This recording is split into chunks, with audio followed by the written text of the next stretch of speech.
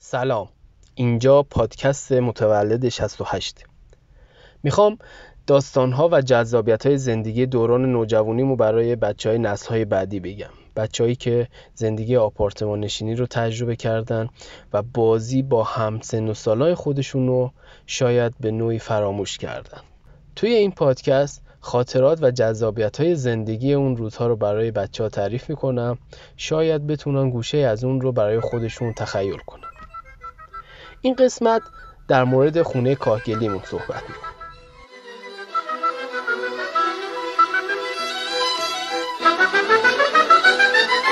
خونه مادر بزرگ هزار تا قصه داره، خونه مادر بزرگ شادی و قصه داره، خونه مادر بزرگ حرفای تازه داره، خونه مادر بزرگ گیاه و سبزه داره.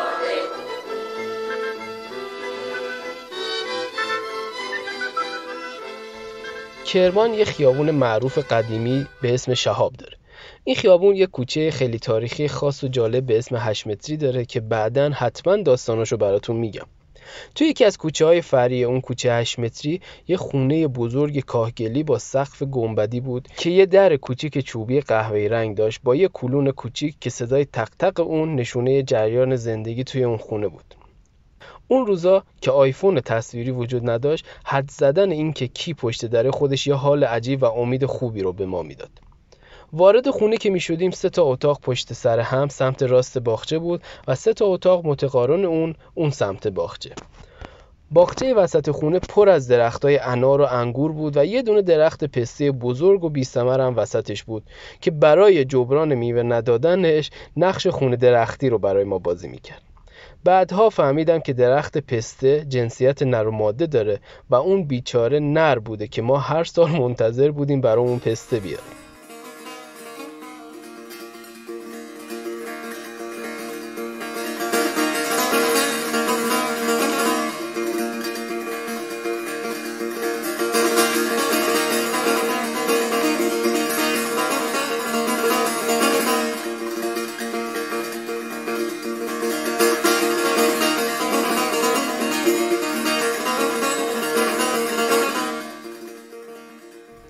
اتاقهای تو در تو واقعا جالبترین بخش کودکی ما بودن.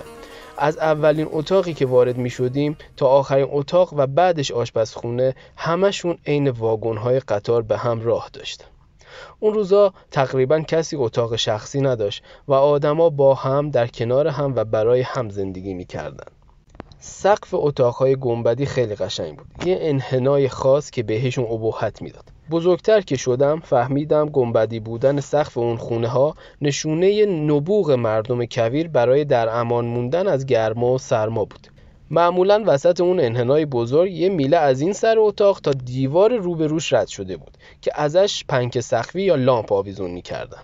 ولی اون میله برای من نقش اهرمی رو داشت که ازش یه طناب نازک آویزون می‌کردم و عین یه بالابر یا جرثقیل اسباب بازیامو بالا و پایین می‌کردم و لذت می‌بردم. سرویس بهداشتیایی که دیدین رو فراموش کنید و یه اتاق گوشه حیاط رو تصور کنید که دیوارای کاهگلی نمور با یه در چوبی پوسیده داشت با یه سقف کوتاه که همیشه خدا داخل اون اتاق سوسی بود.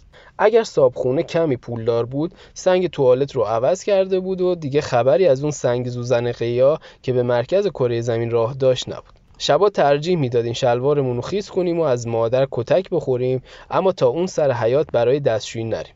حالا شما سرمای زمستون و بارش برف و بارون رو به تمام ترسی که از تاریکی و دیدن سایه درخت‌ها روی دیوار بلند حیاط داشتیم اضافه کنید. خونه‌های قدیمی برای ما منشأ خلاقیت هم بودن. اینقدر فضا برای بازی کردن داشتن که مجبور بودیم انرژی ذهنیمون رو صرف ساختن بازی یا داستان‌های تخیلی جدید کنیم. یکی از بازی‌های مورد علاقه من گنج بازی بود. مثلا اسباب بازی‌هایی که نمی‌خواستم، سکه‌های 5 تومانی زرد رنگ و اینجور چیزا رو داخل یه پلاستیک می‌ذاشتم، توی باغچه دفنشون می‌کردم که وقتی بزرگ شدم بتونم گنجمو در بیارم و بفروشم و پولدار شم. اما آخرین روزی که از اون خونه رفتیم حتی یادم نموند گنجامو در بیارم.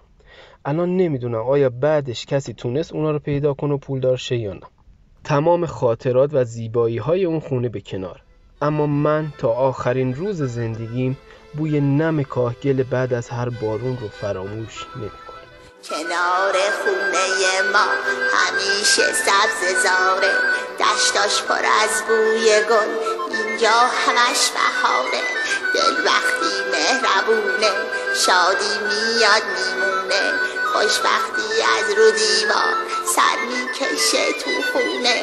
خونه مادر بزرگ هزار تا قصه داره، خونه مادر بزرگ شادی و قصه داره، خونه مادر